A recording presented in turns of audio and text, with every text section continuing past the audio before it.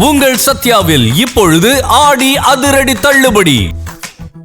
இதுவரைக்கும் ஒன்றிய அரசை எதிர்த்து தாவேகா அரசில் இருக்கக்கூடியவர்களோ முதலமைச்சரோ அமைச்சர்களோ எந்த கேள்வியும் எழுப்பியதாக எனக்கு நினைவில் இல்லை. 2-3 நாளைக்கு முன்னாடி மைன்ஸ் பில் தமிழ்நாட்டுக்கு வரவேண்டிய நிதித்தொகையை மிகப்பெரிய அளவில் பாதிக்கக்கூடிய மாநில உரிமைகளை பாதிக்கக்கூடிய ஒரு மசோதா நிறைவேற்றப்பட்டிருக்கு. எந்தவித விவாதமும் இல்லாமல் அதை பற்றி கூட இன்று தமிழ்நாட்டில் இருக்கக்கூடிய தாவேகா அரசு எந்த கருத்தையுமே தெரிவிக்கவில்லை.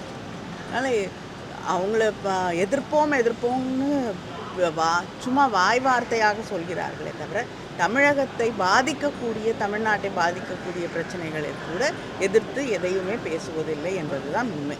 காலை உணவு திட்டம் வந்து 8ஆம் வகுப்பு வரை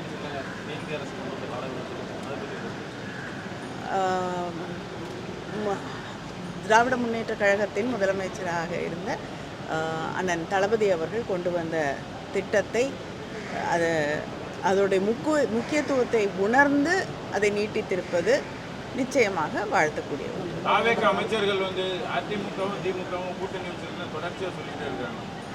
அவங்களுடைய கனவு வேணால் அதுவாக இருக்கலாம், ஆனால் நிச்சயமாக எந்த காலத்துலேயும் அதற்கு வாய்ப்பில்லை. இல்லைங்க, இதுவரைக்கும் தொடர்ந்து இப்படிப்பட்ட குற்றச்சாட்டுகள் வந்து கொண்டிருக்கிறது. தூத்துக்குடியிலேயே இது 3வது குற்றச்சாட்டு என்று நான் நினைக்கிறேன். தொடர்ந்து இந்த குற்றச்சாட்டுகள் வந்து கொண்டிருந்தாலும் அவர்கள் மீது வழக்கு போடுவதோ சம்பந்தப்பட்டு இருக்கக்கூடியவர்கள் கைது செய்யப்படுவதோ கிடையாது. தமிழ்நாடு முழுவதுமே பெண்களுக்கு எதிரான குற்றங்கள், பொதுவான குற்றங்கள் அதிகரித்து கொண்டே வருகிறது. மாணவர்களுக்கு பள்ளியிலே படிக்கக்கூடியவர்களுக்கு கூட பாதுகாப்பு இல்லாத ஒரு சூழலை நாம் பார்த்து கொண்டிருக்கிறோம். ஆனால் அரசு இதற்கு எந்த நடவடிக்கையும் எடுப்பதில்லை. குறிப்பாக தங்களுடைய கட்சியில் இருக்கக்கூடிய நிர்வாகிகள் மீது ஒரு குற்றம் சுமத்தப்படும் பொழுது அவர்களை பாதுகாப்பதில்தான் அவர்கள் கண்ணும் கருத்துமாக இருக்காங்களே தவிர பாதிக்கப்பட்ட பெண்களுக்கு நியாயம் கிடைப்பதே கிடையாது. உங்கள் சத்யாவில் இப்பொழுது ஆடி அதிரடி தள்ளுபடி.